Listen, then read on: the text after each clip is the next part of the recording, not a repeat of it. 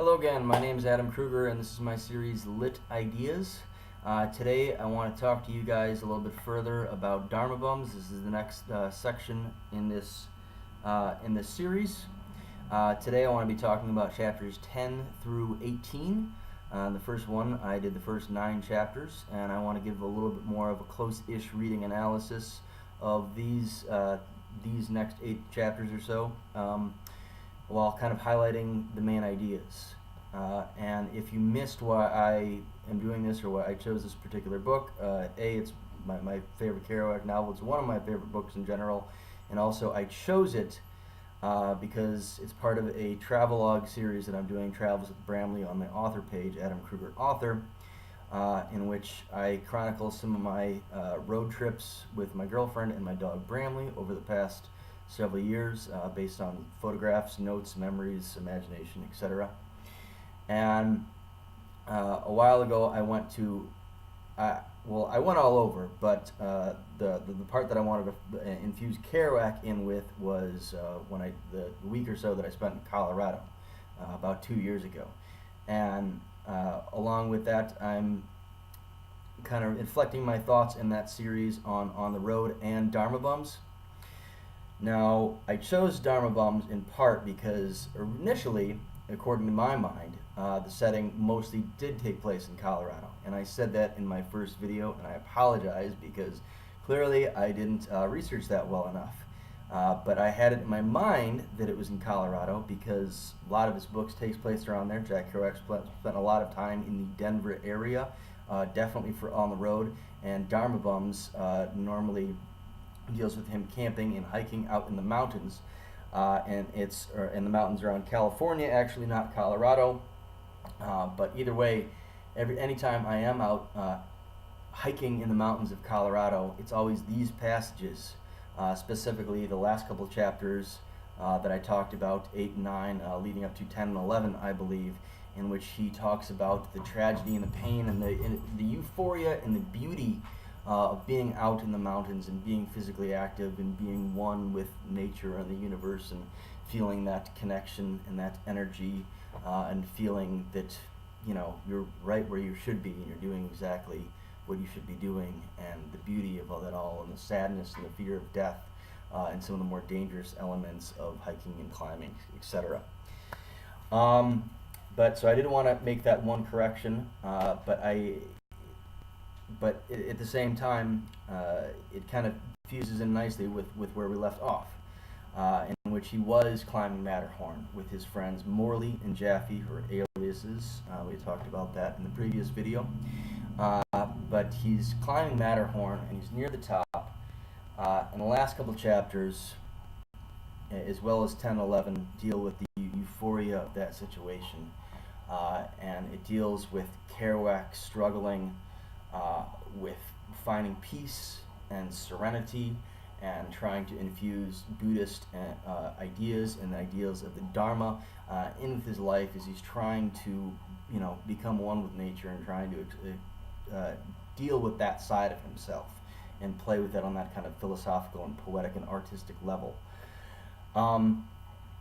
But those couple chapters right there in the middle of the book, they kind of represent an emotional crescendo of sorts in which everything is completely heightened. As I said, the fear of death at some points. But more than anything, it's the beauty that he sees within it, and the notion of him dissolving and becoming kind of one with nature around him. And yes, it sounds cheesy coming from me. It sounds a lot better coming from him.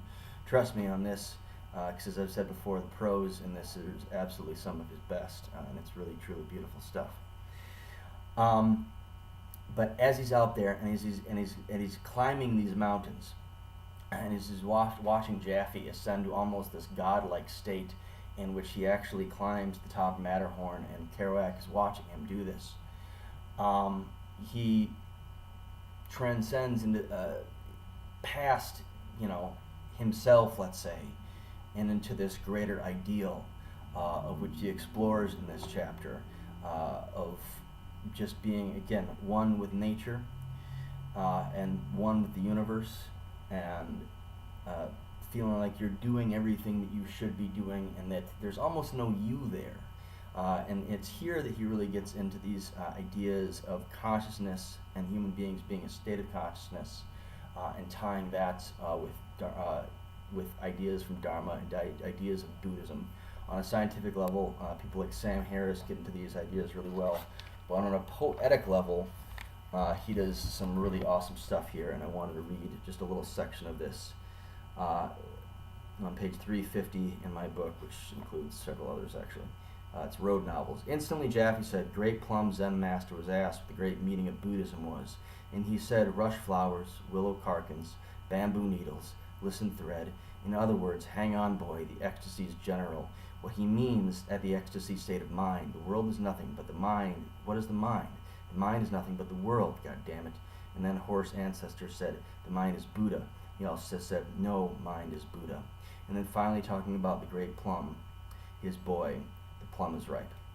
And some of that may sound a little weird, and it's supposed to be, because he's infusing these very poetic beatnik ideas in with these ideals from the Dharma and ideals from Buddhism and ideas from his own interpretation. All of this, which is essentially what everything here wraps up in being. But at these places in the novel, he's believing, he's seeing himself climb to the top, at least in a metaphorical state, even though he himself doesn't get there because of his fear. But at the same time, he's so inspired by Jaffe's fearlessness that he realizes that you can't fall down the mountain. And he realizes that once you get to the top, you need to keep climbing. And while this may not make sense in truly physical and scientific terms, it makes sense, at least within the context of the book, in metaphysical terms, taking in poetic licensure and all of that stuff, in terms of the sense that, again, he's leaving his self behind. He's becoming one with everything else, and he's always trying to achieve that next plateau of consciousness, of idealism, of nirvana. And that once you get to that place, that you can't fall, that you have to just keep going and keep reaching these next stages of consciousness and enlightenment. And that's what he's trying to do. And again, he's doing this largely, in my mind, to deal with his own samsara, his own cycle of want and suffering and life and death and rebirth and everything like that. And he's trying to become completely neutral. And he says this later on in the book. He's trying to become one with everything and accept everything as a complete centrist, to accept everything with complete neutrality, the good and the bad, and just be one with it all, and just be able to accept it and to say yes to all the contradictions, kind of like how Absalom ends. And he really reaches this state, and he's able to go past not only his self, but his own struggles and issues, especially his dependency on alcoholism, which we talked about in the first part of it, as he realizes that when he's in this elevated state, on a literal, because he's in the mountains, and on a metaphysical level, because he's trying to reach an ideal, he's able to go beyond his weaknesses. He's able to go beyond his need for drink, his need for drugs, or his need for anything else, and he's able to just exist peacefully. And as I've said before, I think this whole endeavor that he went on was to be able to find peace with that, to be able to find his answering to suffering. Because Kerouac is clearly a tortured soul for a number of reasons that he gets into within his text, and a number of reasons that are not within his text that you have to read between the lines for if you know much about Kerouac's history, as we talked about in the first video, especially that he was an absentee father and he abandoned his wife and his family, and he's probably had some demons to struggle with that. So he's always trying to find ways to deconstruct this and to say that life is meaningless, and to be able to find and exist in that just purely neutral state where he's not being dragged down by all of these emotions and all of these responsibilities and all of these contradictions within himself. And I think this is actually summed up pretty well in one of the previous chapters, actually, in 1 through 9, I believe it was chapter 8 or so, in which he was talking to Alva Goldbook, the Allen Ginsberg character, and they had an argument over whether something comes from nothing or nothing comes from something. Kerouac's answer is that there was something and it's devolved into nothing. And again, I think this is because he wants to deconstruct all meaning in his life and to be able to live completely neutrally, whereas Ginsberg takes the more logical approach in this, because he's probably a much smarter guy, to be perfectly honest, and says, no, there was something. Or no, there was nothing, and now there's something, kind of referencing and alluding to ideas of the Big Bang and whatnot, and saying that all of this and everything that we deal with is something. And this is an idea that I think Kerouac really struggles with because of his own issues. But for at least for a little while, between chapters, roughly 8 to 11 or so, he's able to, for the most part, overcome his fears of death and transcend into a state of euphoria, of which, like I said, he believes that once you reach the top of the mountain, you keep climbing. And he's able to leave his self and his vices behind. But it's only temporary, because after this happens, we begin to peel back some of those layers. One of the layers, one of the first ones, like I said, is from Jaffe, because as I alluded to earlier, he kind of represents the pinnacle of this idea for him. For it was he who reached the top of Matterhorn, and not actually Kerouac. And so to him, Kerouac is somewhat living vicariously through him, but he sees him as this ideal, but almost this saint-like figure. But the humanity in him is infused later on when we see Jaffe's own issues with class struggle and poverty, and being one of the common people versus being one of the wealthy and the bourgeois, as he says it, because he's all about that kind of stuff. Marxism, yay. And this comes out when they're fighting over where to go to dinner after the mountains.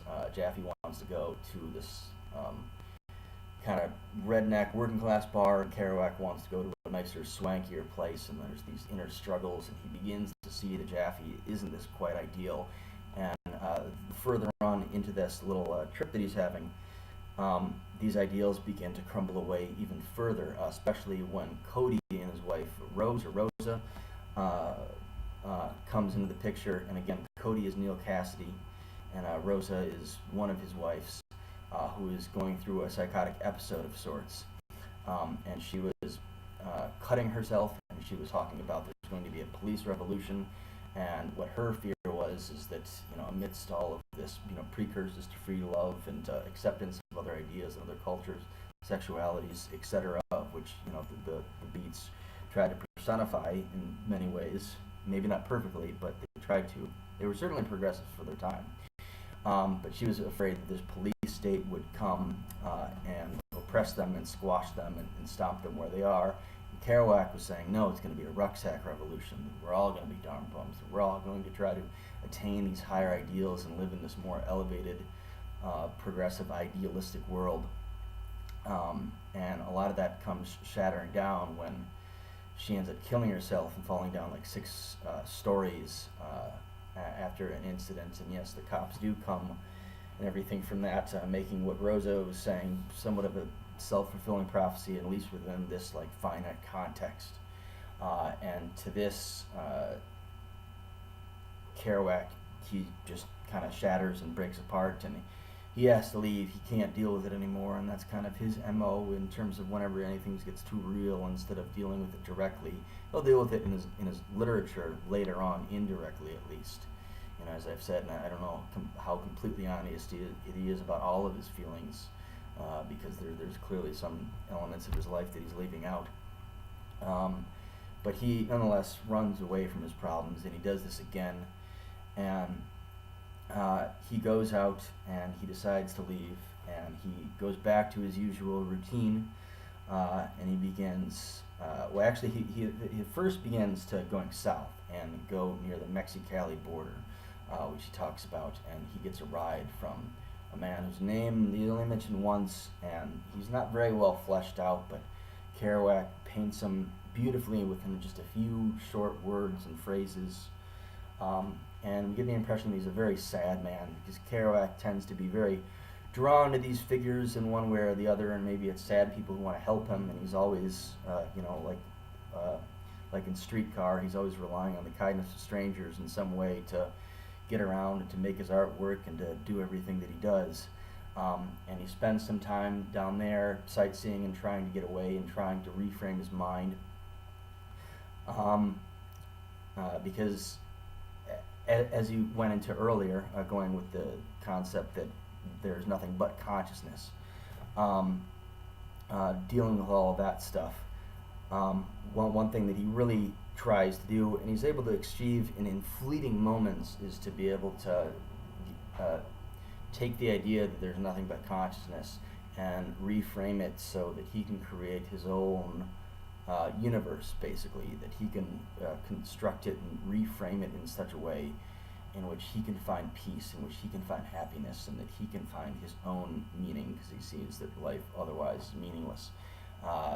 And he's able to do this in fleeting times on top of the mountains and his time camping. But again, this all crumbles, and he tries to go reframe his mind after the suicide of his best friend's wife. And then he struggles coming back into the borders. He has issues with authorities, which is again part of the reason why he fled, having to deal with them in any sense, and being able to claim responsibility, and especially for not doing more to help his friend's wife, running away from that guilt. But he runs into more authorities trying to come back into the States, and they expected him to be smuggling drugs, and he said that the authorities that he was dealing with couldn't comprehend why he would go there, just to go somewhere different, just to kind of reframe his mind, because he sees, these authority figures and, the man, as it were, in somewhat limited, two-dimensional terms, you could argue, but there's certainly something to that. I mean, often those types lack the openness that Kerouac so readily personifies in much of his writings and his life. But he goes on from that, and then he starts hitting the road again. And he meets a driver named Boudreaux, I believe. I can't remember exactly, but he's a working class guy, and he drives all over the country for a living. And he clearly has mad respect for this guy. And I think there's even a sense of envy to the finite purpose that he's found in his own life, whereas Kerouac is always kind of meandering. But the driver sees it as the other way around. That Kerouac is the one who's freed from all of these shackles and these bonds, and that he's able to live free and true to himself and his visions and his art. And there's these interesting exchanges there as they talk about the finer things in life, and he makes them the best steak in the world.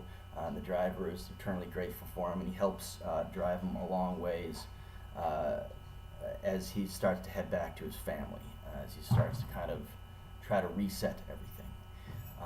And that is where we leave off at the end of chapter 18. He leaves the driver, Boudreaux, I believe is his name. He hitches a few other rides, and finally he's able to make it home.